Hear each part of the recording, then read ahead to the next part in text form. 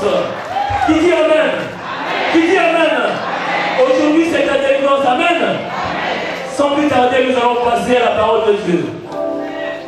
Nous allons passer à la parole de Dieu, bien-aimé. Voilà pourquoi, là où tu es, tu dois prier. Nous allons remettre l'homme de Dieu entre ses mains. Prie pour toi-même. Et qu'aujourd'hui, le Seigneur puisse accomplir sa parole. Amen. Élevons nos voix. Prions le Seigneur. Alléluia. Seigneur, grand Dieu tout-puissant, Père de gloire. Le moment est venu où nous voulons écouter ta parole. Nous remettons tout entre de saintes mains. Et que ton esprit, Seigneur, puisse nous conduire pendant la prédication. Oint ton serviteur. Oint ton serviteur d'une onction spéciale.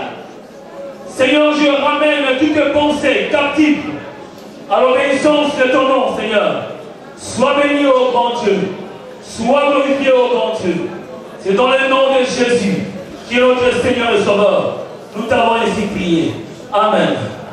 Sans plus tarder, j'invite le pasteur Serge pour présenter toute cette délégation pastorale. Amen. Acclamons le Seigneur des Seigneurs. Amen. Nous sommes vraiment richement bénis en ce lieu. J'avais dit que l'apôtre Walon Tsenga n'est pas venu seul.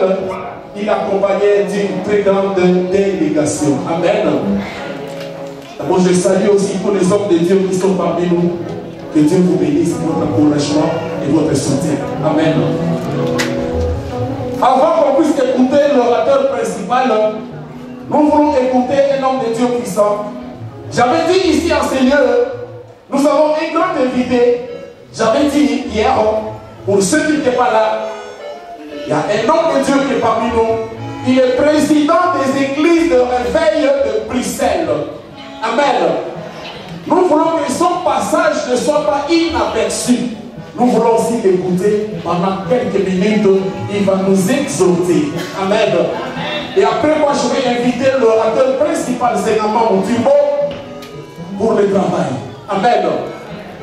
On va se lever et on va accueillir l'homme de Dieu, le messager de la bonne nouvelle, le révérend Rampelo Domenico. On acclame très très fort.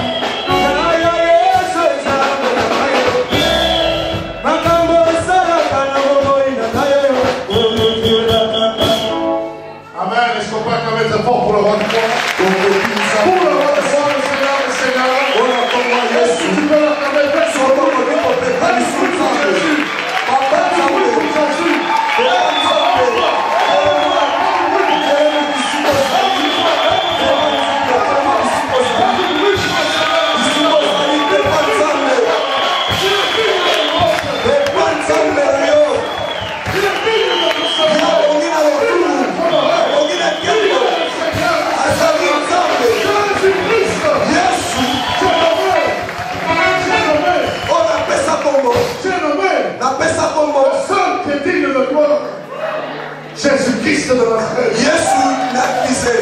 Tu peux le dire? Jésus-Christ de Nazareth. Jésus-Christ de Nazareth. Je suis là pour lui ce soir. Je suis là pour lui ce soir. Même moi qui suis ici pour t'exhorter, je suis ici pour lui. Si tu veux acclamer le Seigneur, tu peux le faire.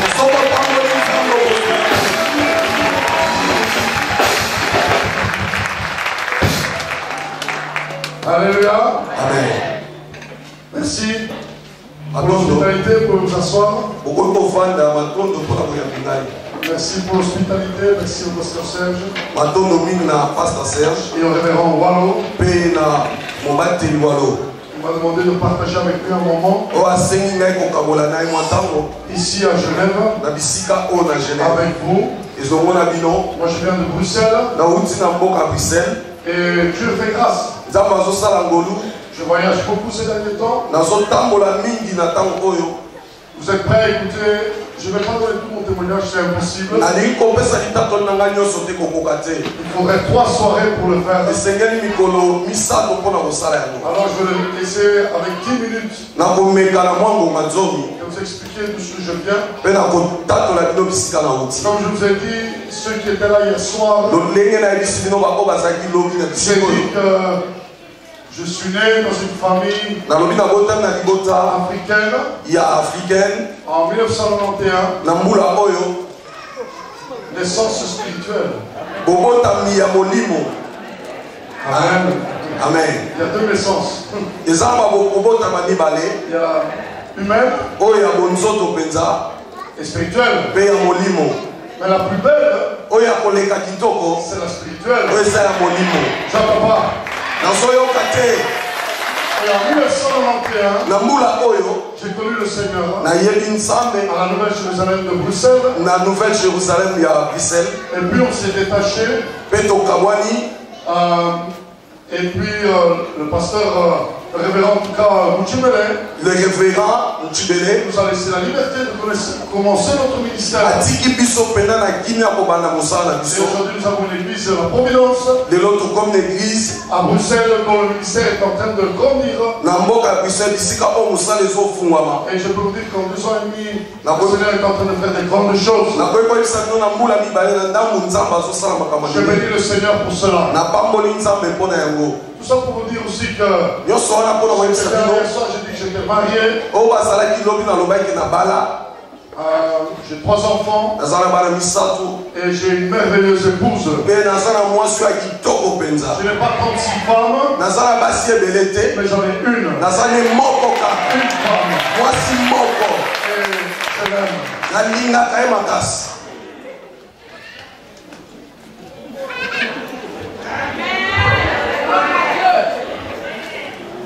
Alléluia. Alléluia. Gloire au Seigneur. Juste partager un moment avec vous. En Luc chapitre 15, verset 11.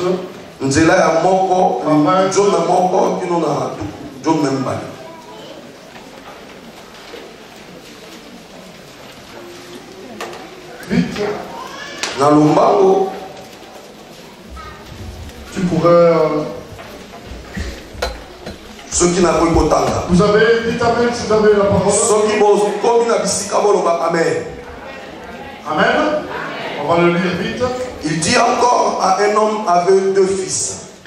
Le plus jeune dit à son père: mon père, donne-moi la part de mes biens qui doit me revenir.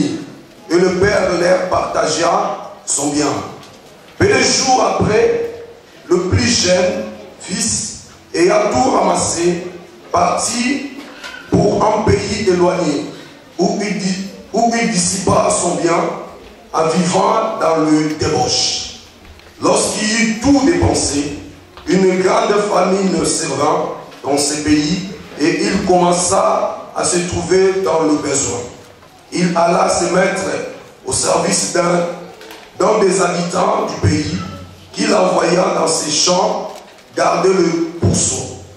Il aurait bien voulu se rassasier des carouges que mangeait le pourceau, mais personne ne lui a donné.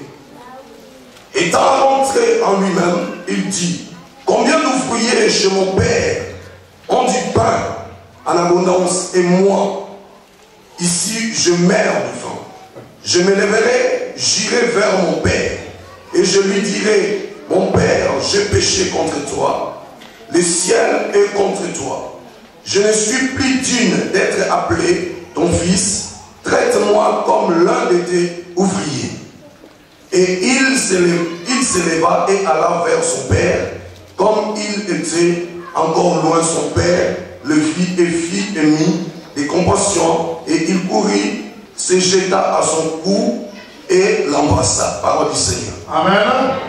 Comme je vous ai dit, je n'aurai pas tout le temps pour vous raconter tout ce que je viens et mon témoignage. Mais